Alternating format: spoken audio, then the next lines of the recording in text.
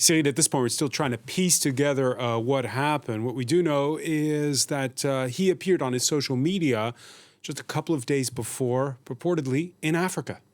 Yes, indeed. And so is it confirmed or not? Will it be confirmed that Vladimir Putin sacrificed his own creature? Because Evgeny Prigozhin was incarnating very much the way of managing the world, I would say, or the extension of on the field, on the ground of the thinking of Vladimir Putin.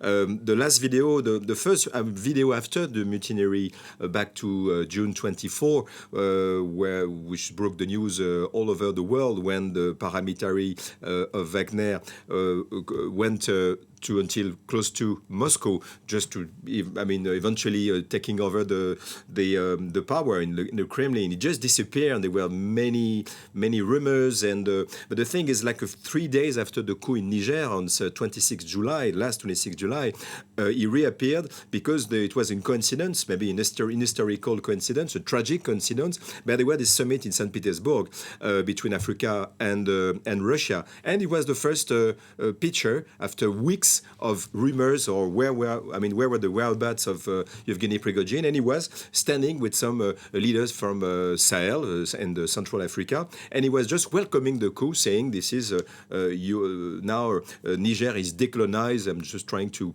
quote him by memory.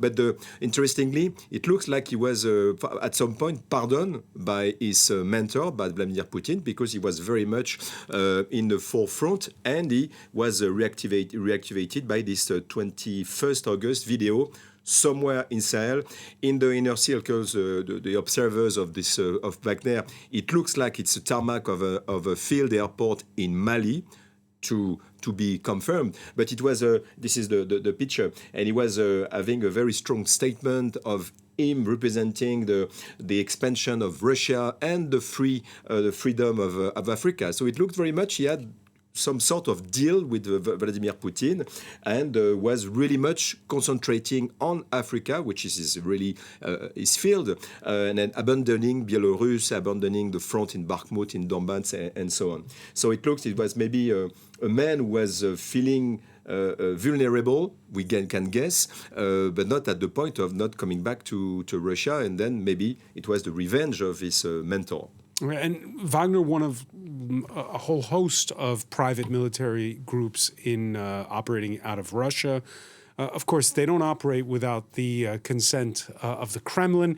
Does this change anything for Africa if Yevgeny Prigozhin is no longer on the scene? This is the key question, and we had already this kind of thinking of scenario after the mutiny, the little revolution of Evgeny Prigozhin back in June, 24th June, because all the observers knew that it was a time to have changes. So there were one speculation that if nothing changed, this is what was happening apparently until yesterday. Wagner is in charge with Evgeny Prigozhin. Number two option is Wagner, which is extremely powerful in this place, many connections in many places where it's very well implemented. I'm thinking about Libya, for instance, Bangui, for example, and the newcomers in Mali and probably in Burkina Faso. Why not Niger? Because many rumors of first people have been cited from Wagner in Tillabéri, in the three borders area between Mali, Burkina Faso, and Niger. But this is just rumors.